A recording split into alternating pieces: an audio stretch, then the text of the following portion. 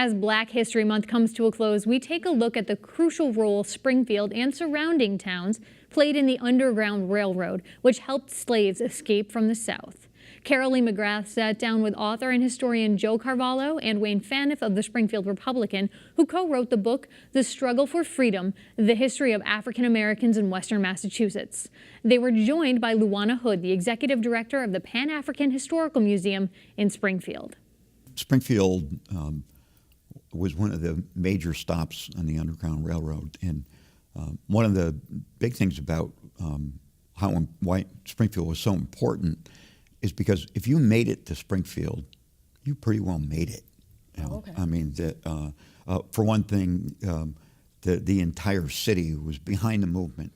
A lot of the people who made it as far as Springfield never went any further. They took up roots here. This is where John Brown met Frederick Douglass, and we were getting fed from both the upstate New York and then up the Connecticut River. And then some people, Frederick Douglass, when he escaped from slavery, actually took a train, and he had forged papers. The Overground Railroad. Yeah. And I want to talk about that for a second. So you both co-authored The Struggle for Freedom, one of the Republican Heritage book series. And speaking of John Brown, tell us about his importance. And he came to Springfield. He sought out Springfield and then moved on to New York. Do I have that correct? Yes. He came to Springfield, and he basically embedded himself in the African American community. He went to the church, the Free Church it was called, Sanford Street Church, which was the first African American church in Western Mass. His pastor was an African American pastor who influenced him. John Mars influenced John Brown, and John Brown took it to heart in an extreme way. Not only that, his business was a statement, anti-slavery, anti-cotton power. He was a wool merchant, the freeman's textile, and not cotton. And he had a warehouse at the railhead where he would actually hide escaped slaves that would come in off the train. His assistant was Thomas of great local fame. And he was, quote, his lieutenant. And Thomas would help him in hiding these slaves.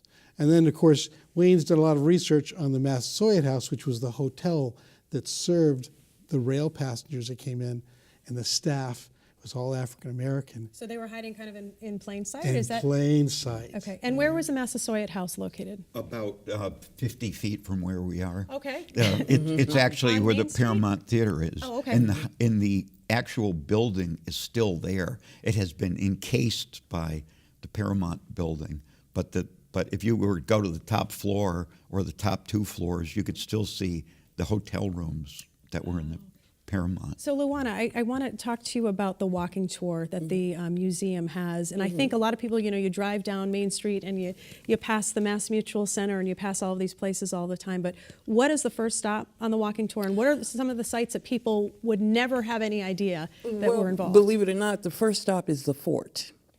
The fort doesn't have anything to do with the Underground Railroad. But the African American citizens were here in 1650 is our first documentation, and that's Peter Schwimmick. Pynchon came here in 1636. So, and we believe that there were some African Americans with him, but we don't say that because it's not documented. But we've been here since 1650. So we stopped there first to let them know that we were already here. And then we will proceed on to Main Street. And I don't like to always give out where we stop first because I want you to come on it so you can see it. But I do want to say this about what Wayne said about Springfield. Pastor Osgood, who was the pastor of the Old First Church, had connections. Springfield is a conduit. Now, he has connection with David Ruggles in New York City. David Ruggles is an African-American abolitionist. And Ruggles is sending people to Pastor Osgood. Ruggles knew Frederick Douglass. Matter of fact, Frederick Douglass got married at Ruggles' home. Ruggles met James Lindsay Smith, and James Lindsay Smith came here with a letter from Ruggles to go to Pastor Osgood. So this city is a conduit. Nothing happens without Springfield. And what about surrounding communities? As LuJuana pointed out, African Americans first came here in 1650. And during the ensuing century and a half, some were free, some were slaves, then became free. But over time, they were free African Americans who owned property, had farms in the surrounding communities. Small groups, but during the period of people escaping from slavery from the South, they also became places where people hid in plain sight. As day laborers came in, you say, well, the census records mention this person is from Maryland or Virginia or North Carolina. They were escaped from slavery. And they came up and then they found homes within these African Americans who embraced them and gave them a safe place, hiding out. So even when the Fugitive Slave Act happened and allowed slave catchers to come north to recapture slaves, these little farms, they didn't even know that they were out there. Right. So they didn't have to go to Canada. They could go to Chester or Granville or Munson or Palmer and basically hide out in plain at these farms. And Wilbraham Munson, I know that we had discussed that before, but that was a Wilbraham player. Munson, you've got this small little farming community that allows African Americans to come there. Two, they allow them to go to the school.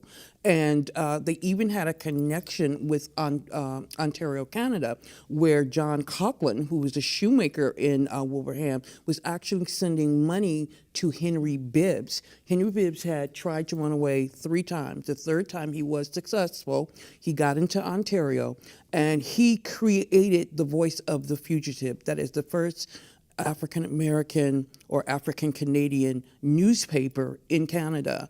And Cullen was actually sending money to him. As a matter of fact, we have a letter where Henry Bibbs wrote Cullen, he sent him $25, and he itemizes everything that he used that $25 for. This is an incredible history. We really appreciate you all coming in today.